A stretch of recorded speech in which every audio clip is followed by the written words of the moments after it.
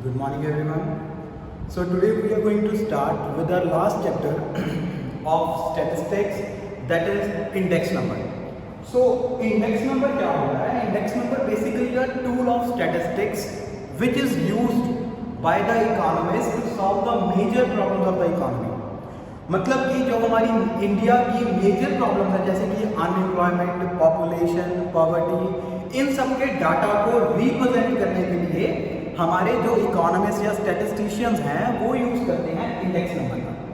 Okay, so without wasting any time let's start. Index number का symbol होता है P01, जिसमें P01 डिनोट करता है हमें टाइम को और P डिनोट करता है फैक्टर को.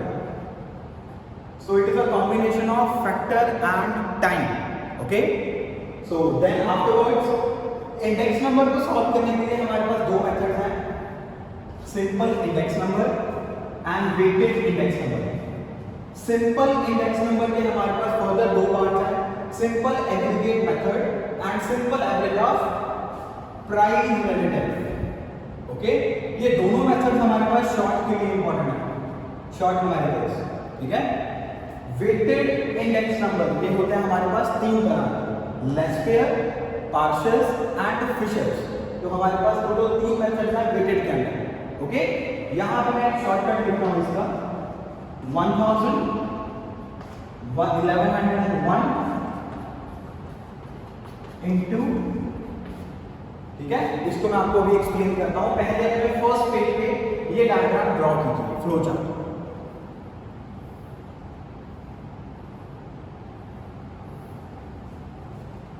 Now coming up to the first formula, that is simple aggregate method. इसको मैं नंबरिंग दे रहा हूँ 1 2 3 4 and 5. ठीक है, बहुत इजी चैप्टर है. अगर आपने फर्स्ट मेथड के अकॉर्डिंग इंडेक्स नंबर की वैल्यू को सॉल्व करना है तो इसका फॉर्मूला बनेगा sigma P1 upon sigma P0 into 100. Sigma P1 means prices of current year, sigma P0 mean price of base year. अब करंट ईयर और बेस ईयर में डिफरेंस क्या होता है? जो हमारे पास बड़ा साल दिया होता है जैसे कि 2010 एंड 2004, इन दोनों में से जो हमारे पास बड़े वाला ईयर है वो हमारा करंट ईयर है, जो स्मॉलेस्ट ईयर है उसको हम बोलते हैं बेस ईयर. ओके, तो यहाँ पे देखो प्राइसेस दिया है 2009 के और 2011 के. इसका मतलब ये मेरे पास P0 गिवन है, ये P1 गिवन है. सो मैंने यहाँ पे फॉर्मूला दिया, इसकी वैल्यूज P1 का टोटल then P0 पर. ओके, सो वैल्यूज क्या आएगी 19, उसके बाद 22 29 38. सो वैल्यू आ गई हमारे पास 38 divided by 19 into 100. Answer is 200. ये हमारे पास इंडेक्स नंबर की वैल्यू आ गई 200. ओके, सिंपल है बिल्कुल. So the next one is simple average of price relative. यहाँ पे वर्ड दिया हुआ है price relative.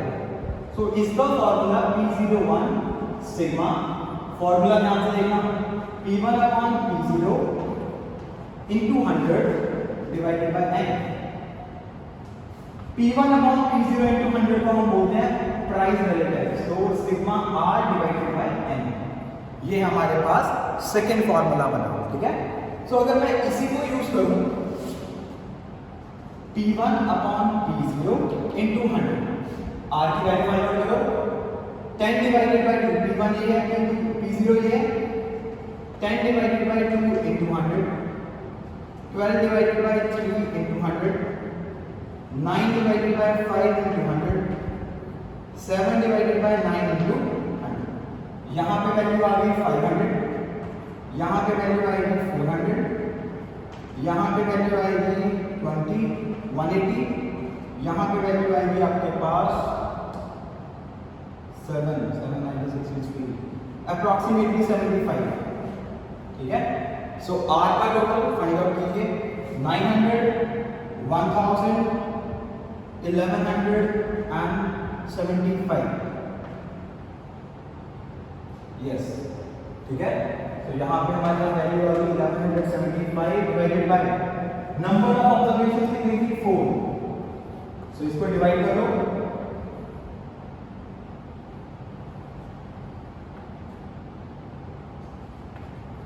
This is your answer. ठीक है, आपने क्या करना है बेसिकली इस मेथड में आपने डेसिमल के बाद सिर्फ 2 डिजिट्स फाइंड आउट करने हैं, मतलब कि डेसिमल के बाद next 2 places you have to find out in your answer. Okay, so ये तो था हमारे पास simple aggregate and simple average of price related. अब मैं आपको नेक्स्ट बता रहा हूँ इसका फॉर्मूला, पहले इसको नोट डाउन कर लीजिए अच्छे से।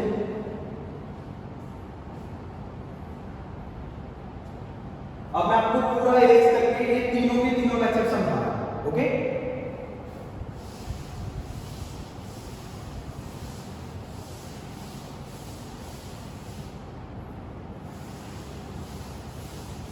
आपकी बुक में बहुत सारे टॉपिक्स गिवन हैं इस चैप्टर में, जैसे कि कंज्यूमर प्राइस इंडेक्स नंबर, अच्छा एग्रीगेट एक्सपेंडिचर मेथड। आपने ऐसा कुछ भी नहीं करना, आपने बेसिकली डायरेक्ट इन 5 मेथड से रिलेटेड आपने कोई भी 5 या 6 क्वेश्चन सॉल्व करने हैं।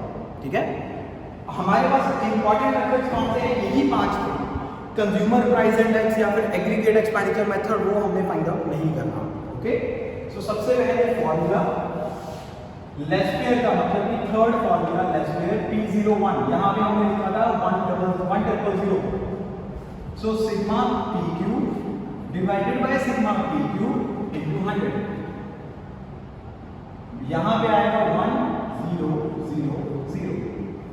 ठीक है, partial method P01 sigma PQ upon sigma PQ into 100, यहां पे हमने लिखा था 1108 1101। Alright, last one sigma PQ upon sigma PQ into sigma PQ upon sigma PQ। इसका मतलब it is a combination of Laspeyres and partial. ये 100 जो है वो रूट के बाहर है। ओके, तो देखो हमें क्वेश्चन कैसे दिया होगा। P1 की वैल्यू कितना है हमारे पास 2 3 4 एंड 5। P0 की वैल्यू कितनी है हमारे पास 1 2 5 6। Q0 की वैल्यू हमारे पास कितना है 3 2 1 2। Q1 की हमारे पास वैल्यू कितना है 7 6 4 5। देखो हमारे पास सारे कॉलम्स कितने हैं। ठीक है, सबसे पहले हम लेस्पेयर को फाइंड आउट करेंगे। P1 Q0 P0 Q0, हमें 2 कॉलम्स चाहिए, P1 Q0 P0 Q0। ठीक है, अब पार्शियल मेथड के अकॉर्डिंग हमें ये वाले 2 कॉलम्स चाहिए, P1 into Q1 P0 into Q1। अब फिशर जो है वो बेसिकली लेस्पेयर और पार्शियल इन दोनों का अंडर होता है। ठीक है, तो हमने 4 कॉलम्स के कॉलम्स बना लिए, टेबल्स की मल्टीप्लिकेशन P1 और Q0, P1 लेगा Q0 लेगा 6 6 4 and 10। P0 Q0 P0 Q0 3 4 5 12।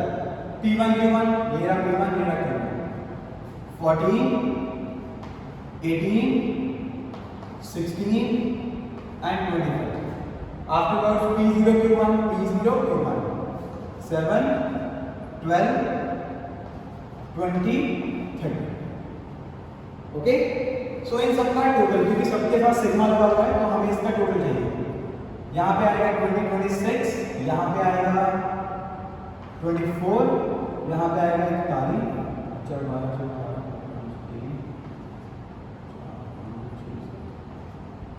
यहाँ पे आएगा हमारे पास 9 या 15 69।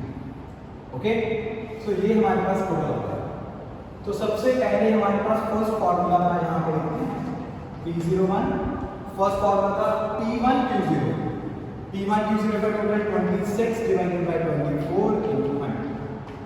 ठीक है, सो इसको डिवाइड करके इसकी वैल्यूज फाइंड आउट करो, कितनी आएगी देखो 26 divided by 24 13 divided by 1 decimal 0 again 0 0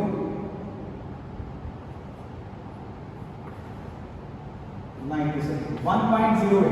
अभी पूरा नहीं कटा, लेकिन फिर भी हमने सिर्फ यही तक वैल्यू ली है 1.08 into 100, so answer will be 108। Next formula P01 T1 Q1 73 divided by 69 into 100। इसको भी अब सॉल्व करो, देखो अब कैसे आएगा इसका आंसर। रफ और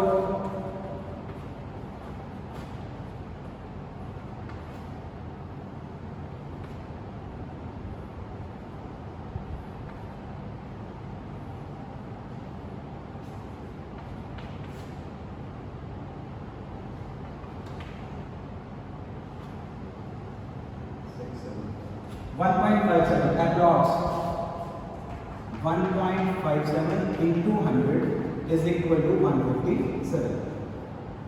खत्म यहां तक। अब देखो third is very important Fisher formula, इसको फिशर आइडल इंडेक्स भी बोलते हैं, ठीक है।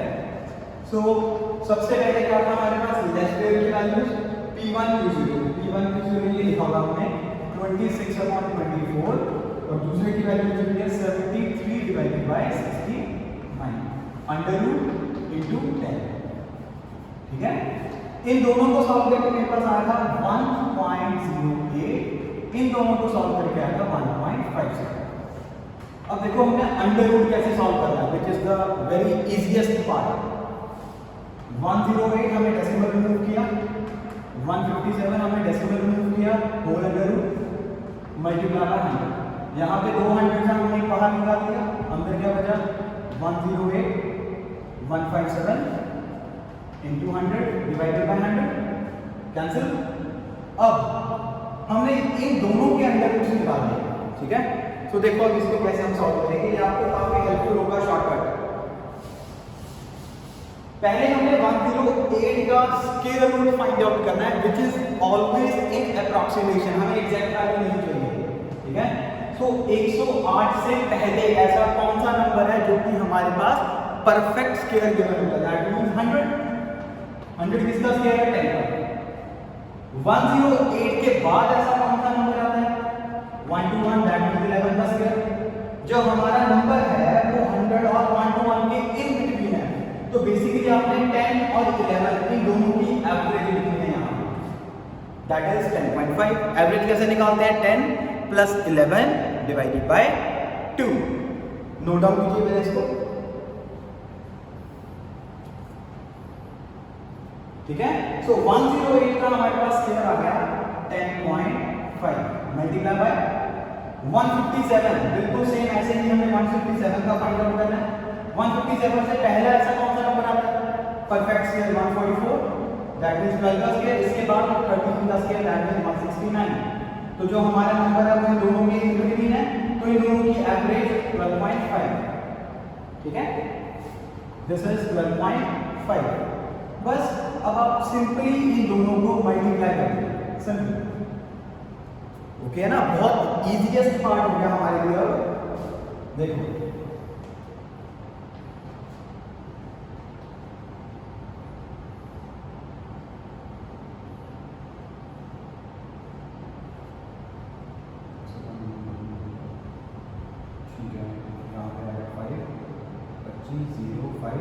नेक्स्ट आ गया 5 to 10, नेक्स्ट आ गया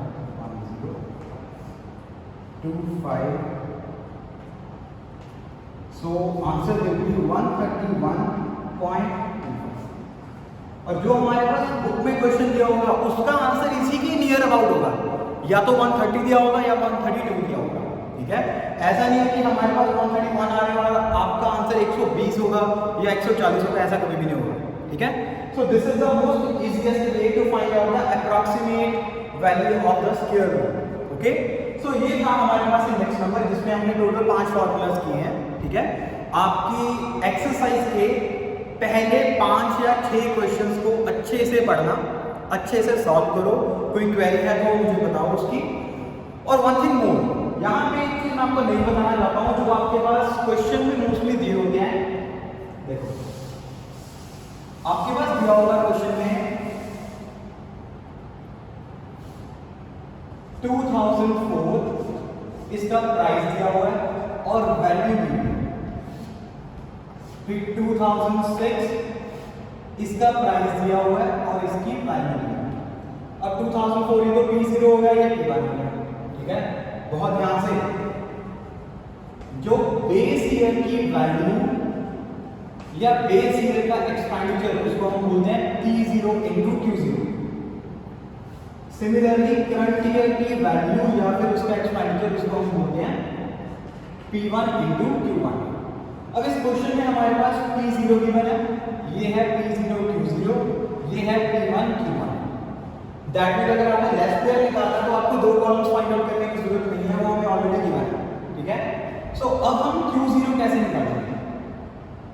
Q0 मतलब बेस, तो बेस ईयर का हमारे पास एक्सपेंडिचर गिवन है P0 Q0 और बेस ईयर का हमारे पास प्राइस भी दिया हुआ था P0, तो P0 P0 कट गया, बचा क्या हमारे पास Q0। सिमिलरली Q1 की वैल्यू इसको इसके साथ डिवाइड कर दो, Q1 की वैल्यू आ जाएगी आपके पास P1 Q1 divided by P1, P1 cancel, value क्या बची हमारे पास Q1, ठीक है। सो ये मेथड भी एक आपके पास एक क्वेश्चन है, इसके साथ में एक क्वेश्चन कर लेना। अदरवाइज एक आपको क्वेश्चन करना simple aggregate, simple average of price relative और एक फिशर का मेथड, कोई भी क्वेश्चन उठा लेना जिसमें आपने तीनों फॉर्मूलेज यूज करने हैं, लेस स्क्वायर, पार्शियल और फिशर, ठीक है। और उसके बाद फोर्थ क्वेश्चन आपने करना है वैल्यू जहां पे गिवन है, ये भी आपके अनसॉल्व्ड क्वेश्चंस के बीच में गिवन है, ओके। सो इनको अच्छे से सॉल्व करो, कोई भी क्वेरी आती है तो let me know about it, okay. So good bye and take care.